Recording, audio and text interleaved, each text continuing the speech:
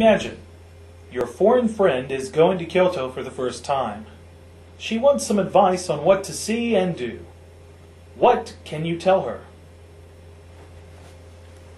Hi, I'm Russell, and this is Advanced 1. Today, we're looking at gerunds that always follow certain verbs. First, let's review gerunds and infinitives. Remember that gerunds and infinitives are nouns, but both are made from verbs. For example, play. Gerunds are made by adding ing to the end of a verb, and infinitives are made by adding to the beginning of a verb. In today's lesson, and in lessons 5 and 6, we're looking at gerunds and infinitives as objects. In all three lessons, the gerund or infinitive will be in the object position in the familiar subject, verb, object order. Now, with some verbs, the object can only be a gerund. For example, I enjoy studying English. Sometimes it can only be an infinitive. For example, I hope to become fluent. Sometimes we can use either one with the same meaning. For example, I like to ski, or I like skiing. And sometimes the gerund and infinitive have different meanings. For example, I stopped to buy a beer on the way home, and I stopped buying beer to save money.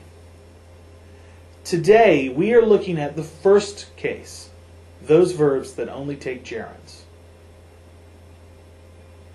The verbs we are looking at today are avoid, enjoy, imagine, miss, consider, and recommend.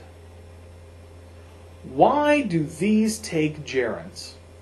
Well, the general rule for gerunds and infinitives is that gerunds are for actions that are completed or continuing, and infinitives are for actions in the future or always. In fact, the word gerund comes from Latin. It means to carry on or continue. Infinitive also comes from Latin. You probably already know that infinity means forever, always, or without limits. Let's look at each verb and see why the gerund is used and the infinitive is not. First, avoid. Imagine, I don't like my boss, but my boss likes drinking. He often invites me out to drink with him. I don't want to go. What can we say in English? I avoid drinking with my boss. I have been drinking with my boss before. I don't like it, so I avoid doing it. This is a past experience that continues into the present, so we use ing. Next, enjoy. Can you make a sentence about this picture? Probably the easiest sentence would be, I enjoy hiking. Can I enjoy hiking if I've never done it? Of course not. So everything I enjoy doing is something I have done before or I still do now. So always ing. Next is imagine. Imagine is tricky. It seems to be about the future, like hope or need, but it's different. When we use hope or need, the object is clearly in the future. For example, I hope to meet a movie star. But with imagine, the object is not clearly in the future. For example, imagine living 100 years ago. Well, Clearly, this sentence is not about the future. The thing we are imagining is something in our experience or knowledge. We are looking at it in our mind now. We have an image we are looking at. So, imagine only takes ing. Next, miss. This one is very easy because it is always about the past. I can't miss something I've never experienced. So it always takes ing. For example, I miss talking to my college friends. Next, consider. Consider is like imagine. It originally meant to look at closely. Now it also means to think about carefully. Like imagine, we can consider something while it is happening or after it has happened. So we use ing. For example, I am considering buying a new car. I am carefully examining the idea.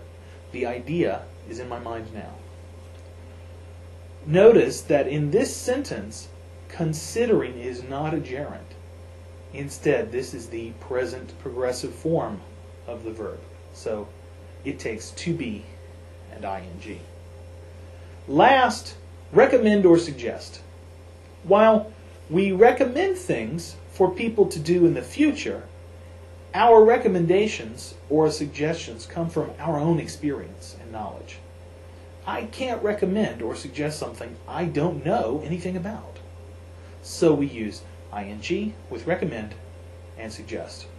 For example, I recommend studying every day, or I suggest reading books in English. In fact, the English words suggest and gerund both come from the same Latin word. Okay, let's try making it. Imagine you are a reporter and you are interviewing a rich and famous businessman. Finish each question using one of today's words and a gerund. Did you ever? Famous when you were young. Hint 1, be. Hint 2, imagine. Answer? Did you ever imagine being rich and famous when you were young? Good job.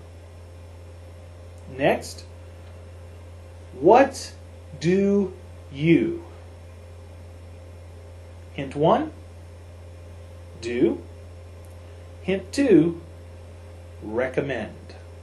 Answer, what do you recommend doing to become rich?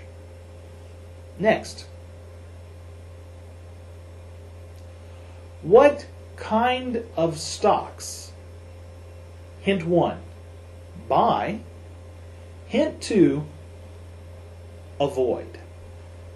What kind of stocks do you avoid buying? Good job. Okay, remember, use the gerund to talk about completed or continuing actions. Don't use to and ing together. For example, I enjoy to shopping is wrong. Instead say, I enjoy shopping. Okay, let's wrap it up. Your foreign friend is going to Kyoto for the first time. She wants some advice on what to see and do. What can you tell her? Well, you might say, I suggest seeing Kinkakuji. What could you say about this place? You might say, I recommend visiting Kiyomizudero. How about this food? You could say, I think you would enjoy eating kaiseki ryori. Good job! I recommend watching the video again to make sure you understand completely.